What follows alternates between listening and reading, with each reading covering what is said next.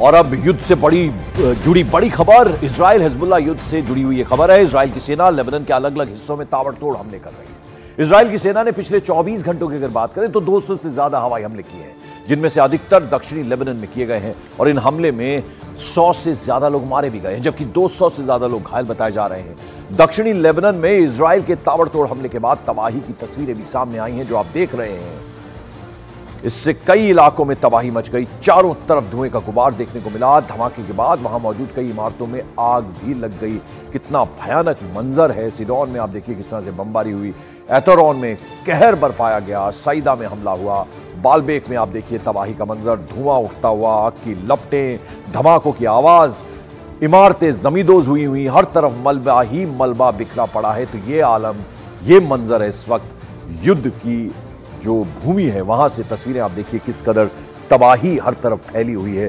तो हिजबुल्लाह और दूसरी तरफ इजराइल, दोनों ही तरफ से लगातार हमले जारी हैं। और उधर लेबनान के नाकुर में यूएनआईएफआईएल के मुख्यालय पर एक रॉकेट गिरने के बाद हड़कंप मच गया। यूएनआईएफआईएल के बयान जारी करके बताया कि रॉकेट गिरने से व्हीकल वर्कशॉप में आग लग गई, जबकि कुछ शांति सैनिक भी घायल हुए हैं। और ऐसा बताया जा रहा है कि हमला हिजबुल्लाह की ओर से किया गया था। इसके बाद अब पूरे मामले की इन्वेस्टिगेशन की जा रही है, जांच की जा रही है। यूएनआईएफआईएल का जो दफ्तर है, आप देखिए काला धुआं इस सफेद रंग की इमारत के ऊपर से उठता हुआ नजर आ रहा है। हिजबुल्लाह का रॉकेट यहां पर गिरा है, ऐसा कहा जा रहा है। और साथ ही साथ ये भी कहा जा रहा है कि जो शांति स्थापित करने की जिनकी जिम्मेदारी है, यानी शांति सैनिक भी इसमें घायल हुए, यूएन पीस कीपिंग फोर्स के कुछ सैनिक घायल हुए हैं, ऐसा बताया जा रहा है। और हिजबुल्लाह की तरफ से हमला किया गया। उधर हिजबुल्लाह का नया चीफ चुन लिया गया है। हसन नसरल्लाह की मौत के बाद नईम कासिम को हिजबुल्लाह का नया चीफ बनाया गया है। हसन नसरल्लाह 27 सितंबर 2024 को इजराइल की एयर स्ट्राइक में मारा गया था, और अब हिजबुल्लाह का चीफ नईम कासिम बनाया गया है, जो अभी तक हिजबुल्लाह का डिप्टी लीडर था और संगठन में नंबर 2 की पोजीशन पर था। नसरल्लाह की मौत के बाद कासिम ने ही लेबनान की जनता को संबोधित किया था, और ऐसा बताया जा रहा है कि कासिम ने 5 अक्टूबर को ही बेरूत छोड़ दिया था। फिलहाल वो ईरान में रह रहा है। हालांकि हिजबुल्लाह चीफ बनने की रेस में नईम कासिम से पहले हाशिम सैफुद्दीन का नाम आगे चल रहा था, जो नसरल्लाह का ममेरा भाई था। हालांकि इजरायली एयर स्ट्राइक में उसे भी मार डाला गया। उसकी मौत की पुष्टि खुद इजरायली प्रधानमंत्री बेंजामिन नेतन्याहू ने की थी। अब नईम कासिम हिजबुल्लाह का नया चीफ इस वक्त तस्वीरों में आप देख रहे हैं। ये वो शख्स है जिसको कि नया चीफ बनाया गया है हिजबुल्लाह की तरफ से।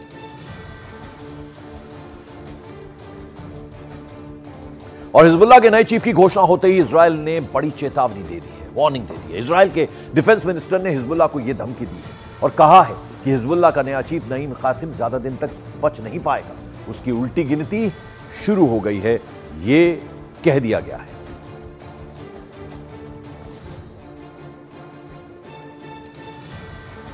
तो आपको बता दें, जो नया चीफ बना हिजबुल्लाह का, उसको लेकर धमकी दी गई है इजराइल के डिफेंस मिनिस्टर की तरफ से, और यह धमकी हिजबुल्लाह को दी गई है। कहा गया है कि यह ज्यादा दिन तक बच नहीं पाएगा, उसकी रिवर्स काउंटिंग, उल्टी गिनती शुरू हो गई है। यह कड़ी चेतावनी दे दी गई है इजराइल के डिफेंस मिनिस्टर की तरफ से। यानी जो नया चीफ बनाया गया है कासिम, वो ज्यादा दिन तक टिक नहीं पाएगा, उसे भी मार दिया जाएगा, यह कह दिया गया है इजराइल के डिफेंस मिनिस्टर की तरफ से।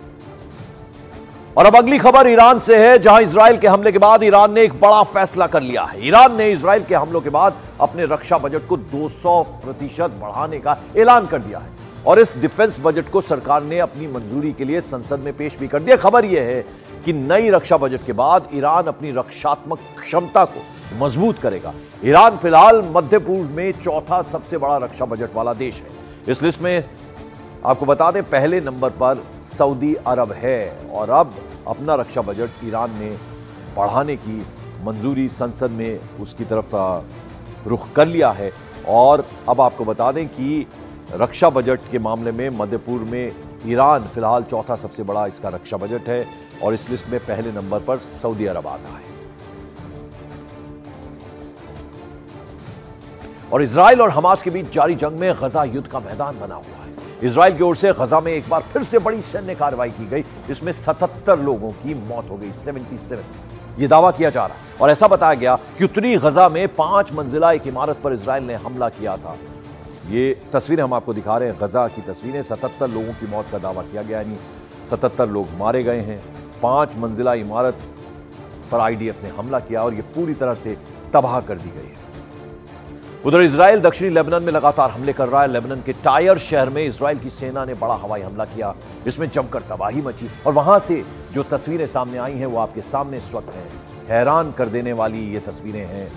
तबाही किस कदर होती है युद्ध के बाद, वो ये गवाह है तस्वीरें। हर तरफ मलबा बिखरा पड़ा है, धूल का अंबार वहां लगा हुआ है, धुएं का गुबार देखने को मिल रहा है। ये आप देखिए किस तरह से भारी नुकसान पहुंचा। न्यूज़ 18 इंडिया पर तबाही के बाद की एक्सक्लूसिव तस्वीरें जरा देखिए। और उधर दक्षिण लेबनान के सिडोन में भी इजराइल के हमले के बाद हालात बिगड़ गए। हमले के बाद वहां से हैरान कर देने वाली तस्वीरें सामने आई। बताया गया कि हमले में 10 लोगों की मौत हुई जबकि कई लोग घायल हुए। वहीं इजराइल के हमले में कई घरों को, गाड़ियों को नुकसान पहुंचा है। वॉर जोन से न्यूज़ 18 इंडिया की एक्सक्लूसिव रिपोर्ट जरा आपको दिखा दें। लेबनान में न्यूज़ 18 इंडिया की टीम पहुंचती है हर उस जगह पर जहां पर इस्राएली फोर्सेस की तरफ से बमबारी होती है। इस्राएली फोर्सेस का दावा है कि वो हिजबुल्लाह के इलाकों में बमबारी करते हैं, लेकिन जगह जगह पे इस तरीके की बर्बादी हुई है। और आप ये देख सकते हैं कि यहाँ पे क्या हाल हुआ है, ये मैं दिखाने की कोशिश करूंगा। और ये पूरा इलाका देख सकते हैं आप, कितना खौफनाक है, कितना खतरनाक है। और ये आज ही रात के दौरान ये एयर स्ट्राइक्स हुई हैं और यहाँ पे इर्द गिर्द सब कुछ तबाह हो चुका है। मैं आगे भी जाने की कोशिश करूंगा और आपको दिखाऊंगा। ये देखिए क्या हाल हुआ है इस मकान का। तो लगातार स्ट्राइक्स जारी हैं, इस्राएली फोर्सेस जो है वो लगातार अटैक कर रहे हैं। और यहाँ आप देख सकते हैं कि किस तरीके से बर्बादी होती है हर किसी इलाके की जहाँ पर भी बमबारी होती है। इस इलाके में बहुत ज़्यादा तबाही हुई है और तबाही का यहाँ पे अंदाज़ा लगा पाना कोई आसान काम नहीं है। इनको अल्फाज में बयां करना लगभग नामुमकिन है जिस तरीके की तबाही यहाँ इन इलाकों में होती है। तो तबाही के ये मंजर हैं। तो यहाँ पे ये देख सकते हैं आप किस तरीके की यहाँ पे इन घरों की बर्बादी हो रही है। जहाँ पर भी ये बमबारी हो रही है इस्राएली फोर्सेस की तरफ से जो ये बमबारी हो रही है उसमें सब कुछ तबाह हो रहा है, सब कुछ तबाह हो रहा है, सब कुछ बिखर रहा है। और इजराइल के हिजबुल्लाह के खात्मे वाले हमलों के बीच एक बहुत बड़ी खबर आई है। हिजबुल्लाह ने हसन नसरल्लाह की मौत के बाद नए चीफ के नाम का ऐलान किया। यह नया चीफ कोई और नहीं, नसरल्लाह का डिप्टी रहा नईम कासिम है। लेकिन इजराइल फिर धमकी दे दी है कि नईम कासिम को भी वो छोड़ेगा नहीं। लेबनान के बेका वैली में अब तक का सबसे बड़ा हमला।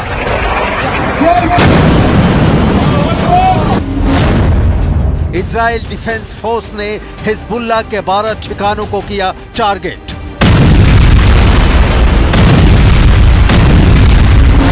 हमले में अब तक 60 लोगों के मारे जाने की खबर।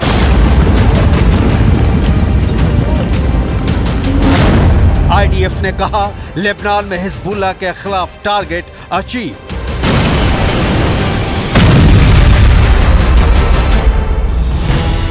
इस बीच एक और बड़ी खबर आ रही है कि हिजबुल्लाह ने अपने चीफ सैयद हसन नसरल्लाह के मारे जाने के बाद नईम कासिम को अपना नया चीफ चुन लिया है। नईम कासिम की डिटेल आपको आगे दिखाएंगे। अभी उस बेका घाटी की कहानी जहां इजराइल ने कहर बरपा दिया है। बेका बेरूत से लगभग 30 किलोमीटर पूर्व में स्थित है। ये घाटी पश्चिम में माउंट लेबनान और पूर्व में एंटी लेबनान पहाड़ों के बीच स्थित है। बेका घाटी औसतन 120 किलोमीटर लंबी और 16 किलोमीटर चौड़ी है। लेबनान हिल्स के उस पार इजराइल की उत्तरी सीमा स्थित है। वहां से आईडीएफ लगातार इस इलाके को निशाना बना रही है। बेका वैली हिजबुल्लाह की सुरक्षित पनाहगाह मानी जाती है। यहां से सीरिया की सीमा नजदीक है। इजरायली हमले का दबाव बढ़ने पर हिजबुल्लाह लड़ाके बेका घाटी छोड़कर आसानी से सीरिया में एंट्री कर लेते हैं। हिजबुल्लाह लड़ाके सीरिया भागे उसके पहले इजराइल ने ऐलान किया है कि लगातार हमले से उन्हें खामोश कर दिया गया है। इस्राएली फोर्सेस ने हिजबुल्लाह पर लेबनान की बेका वैली में कई घरों में हथियार छुपाने का आरोप लगाया है। इस्राएल फोर्सेस की तरफ से बेका वैली में लगातार हमले किए गए, जिसकी वजह से लोग पहले ही बेका वैली को छोड़ चुके हैं। लेकिन आईडीएफ का मानना है कि दक्षिण लेबनान और दक्षिणी बेरूत से भागकर हिजबुल्लाह के लड़ाकू बीका वैली में तैयारी कर रहे थे। लिहाजा बीका वैली में इस्राएली फोर्सेस ने बार बार रॉकेट और मिसाइल दगाकर बीका वैली को हर तरफ से तबाह किया। इजराइल ने बेरूत दमिश्क राजमार्ग पर हमला करके इसे बेका वैली से काट दिया है। हिजबुल्लाह के बचे हुए लड़ाकों के पास बेका घाटी छोड़ने के अलावा कोई विकल्प नहीं बचा। बेका घाटी ही नहीं, दक्षिणी लेबनान के सासाकिया क्षेत्र में भी इजराइल ने ताज़ा एयर स्ट्राइक किया है। हमले के बाद वहां धुआं दिखाई दिया। वॉर जोन से न्यूज़ 18 इंडिया की एक्सक्लूसिव रिपोर्ट आपकी स्क्रीन पर है। ये एरिया जो है इस वक्त जल रहा है क्योंकि एयर स्ट्राइक एयर फोर्सेस की तरफ से यहाँ पे हुई है। इसराइली फोर्सेस की तरफ से जो एयर स्ट्राइक हुई उसकी वजह से आग लगी है। मैं दिखाने की कोशिश करूँगा। ये आप न्यूज़ 18 इंडिया पे एक्सक्लूसिव विजुअल्स देख सकते हैं जहाँ पे एयर स्ट्राइक हुई है। इसराइली एयर फोर्सेस ने यहाँ पे बमबारी की है, रॉकेट्स दागे जाते हैं, मिसाइल्स दागे जाते हैं और उसके बाद यहाँ पे धुएँ के गुबार दिखाई दे रहे हैं और आप देख सकते हैं यहाँ पे हालत क्या हुई है। दक्षिण लेबनान पर भी इजराइल लगातार हवाई हमले कर रहा है। तस्वीरें दक्षिण लेबनान के नवाती से सामने आई हैं, जहां इजराइल की सेना ने जमकर बमबारी की है। दावे के मुताबिक इजराइल की सेना इस इलाके में 24 घंटे में 100 से ज्यादा हवाई हमले कर चुकी है। इजराइल का दावा है कि उसने लेबनान में हिजबुल्लाह को रौंद दिया है। हिजबुल्लाह के सारे ढांचे, इमारतें, बंकर, सुरंगें, हथियार डिपो, रॉकेट और मिसाइल लॉन्च सेंटर सब बर्बाद किए जा चुके हैं। जब्त किए गए हथियारों को इजराइल पहुंचाया जा चुका है। हालांकि इजरायली सेना ने यह भी कहा कि कुछ लेबनानी गांवों में अब भी मिशन जारी है। इस काम में शिन बेत और आईडीएफ इंटेलिजेंस लगातार काम कर रही है, जिसकी मदद सैनिक कर रहे हैं। लेबनान में न्यूज़ 18 इंडिया की टीम पहुंचती है हर उस जगह पर जहां पर इस्राएली फोर्सेस की तरफ से बमबारी होती है। इस्राएली फोर्सेस का दावा है कि वो हिजबुल्लाह के इलाकों में बमबारी करते हैं, लेकिन जगह जगह पे इस तरीके की बर्बादी हुई है और आप ये देख सकते हैं कि यहाँ पे क्या हाल हुआ है। ये मैं दिखाने की कोशिश करूंगा और ये पूरा इलाका देख सकते हैं आप, कितना खौफनाक है, कितना खतरनाक है। और ये आज ही रात के दौरान ये एयर स्ट्राइक्स हुई हैं और यहाँ पे इर्द गिर्द सब कुछ तबाह हो चुका है। लेकिन इस बीच फोकस इस पर कि इजरायली सेना ने ये ऐलान कर दिया है कि उसने लेबनान में अपना टारगेट पूरा कर लिया है। तो इसके बाद क्या इजराइल लेबनान में गोलीबारी बंद कर देगा? इस सवाल का जवाब कई एक्सपर्ट ना में दे रहे हैं। इन एक्सपर्ट्स का मानना है कि हिजबुल्लाह की कमर पूरी तरह टूट चुकी है। इजराइल भी ये नहीं मान सकता। भले ही लेबनान में इजराइल ने हिजबुल्लाह के ज्ञात हर उस ठिकाने पर हमला किया है जहां हथियार हो सकते हैं या हिजबुल्लाह इन्हें अपने ठिकाने के तौर पर इस्तेमाल कर रहा था। दूसरी दलील ये भी हो सकती है कि हिजबुल्लाह के जितने हथियार जब्त करने का दावा इजराइल कर रहा है, उससे कई गुना ज्यादा हथियार अभी हिजबुल्लाह के पास सुरक्षित हो सकते हैं। लिहाजा इजराइल हो सकता है कि हमले को थोड़ा स्लो कर दे, लेकिन हिजबुल्लाह के खिलाफ इजराइल हमला पूर्ण रूप से बंद कर देगा, ऐसा नहीं है। सवाल है फिर आगे क्या? क्यों हमले बंद होने की सूरत में कूटनीतिक विकल्प बचता है? इजराइल कूटनीतिक समझौते से दूरी बनाकर रखता है, लेकिन तो अगर कोई कूटनीतिक समझौता नहीं होता है तो दो तरह की स्थितियां बन सकती हैं। इजराइल लगातार जमीनी मिशन और एयर स्ट्राइक जारी रखेगा, मतलब लेबनान में सेना भेजकर हिजबुल्लाह के ठिकानों को बर्बाद करता रहेगा या फिर हवाई हमला करेगा। दूसरा, लेबनान में इस समय जितना हिस्सा इजरायली सेना के कब्जे में है उतने पर ही वो रुक जाए, उसे अपने कब्जे में रखे और वहीं से हिजबुल्लाह की गतिविधियों पर विराम लगाता रहे। इस्राएली सेना दो तरह की बातें कर रही है। पहले यह कि लेबनान में उसने हिजबुल्लाह के खिलाफ टारगेट पूरा किया है और दूसरा ये कि किसी भी सिचुएशन में अगर जरूरत पड़ी तो कूटनीतिक रास्तों को बंद करके फिर से हमले कर सकता है। इस्राएल के प्रधानमंत्री नेतन्याहू कई बार कह चुके हैं कि हिजबुल्लाह के खिलाफ तब तक हमले जारी रहेंगे जब तक हिजबुल्लाह मौजूद है। तो सवाल यह है कि फिर इस्राएली सेना ने लेबनान में टारगेट अचीव करने का ऐलान कैसे किया? हिजबुल्लाह इस वक्त बहुत बुरे दौर से गुजर रहा है। उसके करीब करीब सभी टॉप के कमांडर मारे जा चुके हैं। पेजर, वॉकी टॉकी, जमीनी हमले, हवाई हमलों ने हिजबुल्लाह को तबाह कर दिया है, लेकिन हिजबुल्लाह का अंत हो चुका है ऐसा बिल्कुल नहीं है। यह पहली बार नहीं है कि हिजबुल्लाह और इजराइल के बीच जंग भड़की है। दोनों के बीच 2006 में भी लड़ाई छिड़ी थी और तब हिजबुल्लाह इजराइल पर भारी पड़ा था। हालांकि तब के हालात कुछ और थे और अब के कुछ और हैं, लेकिन हिजबुल्लाह कितना संगठित है ये समझने के लिए संगठन से जुड़ी सबसे लेटेस्ट रिपोर्ट जरूर देखनी चाहिए, जिसमें हिजबुल्लाह ने ऐलान किया है कि उसने अपने चीफ हसन नसरल्लाह के मारे जाने के बाद नईम कासिम को अपना चीफ चुन लिया है। नईम कासिम की डिटेल देखिए। हिजबुल्लाह ने लिखित बयान जारी कर बताया कि उनके शूरा काउंसिल ने सहमति से कासिम का चुनाव किया है। नईम कासिम को आमतौर पर हिजबुल्लाह में नंबर 2 नेता के तौर पर जाना जाता रहा है। कासिम हिजबुल्लाह के मुख्य विचारकों में से एक हैं और इसके फाउंडिंग मेंबर भी हैं। 1980 के दशक की शुरुआत में हिजबुल्लाह की स्थापना करने वालों में नईम कासिम भी शामिल थे। 1991 में नईम कासिम को चीफ नसरल्लाह का डिप्टी चुना गया था। 71 वर्षीय नईम कासिम धार्मिक स्कॉलर हैं। नईम कासिम का जन्म दक्षिणी लेबनान के नबातीह प्रांत के कफर किला गांव में हुआ था। कासिम ने 1970 में लेबनानी विश्वविद्यालय से रसायन विज्ञान में ग्रेजुएशन किया था। कासिम 1974 से 1988 तक एसोसिएशन फॉर इस्लामिक धार्मिक शिक्षा के प्रमुख थे। लेबनानी मुस्लिम छात्रों के संघ के संस्थापक सदस्य भी थे। 27 सितंबर को हसन नसरल्लाह को इजराइल ने बंकर बम गिराकर मार गिराया।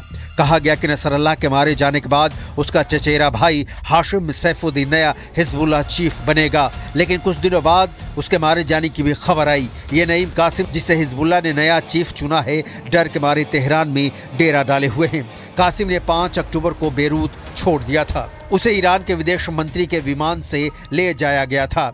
मीडिया रिपोर्ट्स के मुताबिक ईरान के नेताओं ने इजराइल के डर से कासिम को निकालने का आदेश दिया था। नसरल्लाह की मौत के बाद ये नईम कासिम ही थे जिन्होंने कहा था कि इजराइल अमेरिका की मदद से लेबनान के नागरिकों का संहार कर रहा है। नसरल्लाह की मौत के बाद हिजबुल्लाह उसी तरीके से काम करता रहेगा। हिजबुल्लाह इजराइल में घुसपैठ के लिए तैयार है। जंग लंबी चलेगी। हिजबुल्लाह ने जिस तरह से 2006 में जीत हासिल की थी, इस बार भी जीतेगा। जीत कैसे होगी ये नईम कासिम ने नहीं बताया, ना ही संगठन को मजबूत रखने के लिए खुद लेबनान में टिक पाए। इससे भी हिजबुल्लाह कितना कमजोर पड़ गया है अंदाजा लगाया जा सकता है, लेकिन हिजबुल्लाह का द एंड हो गया है ये मानने का सिर्फ ये कारण है कि इजराइल ने ऐसा ऐलान कर दिया है, तो हिजबुल्लाह जैसे संगठन को ना समझने की भारी भूल होगी।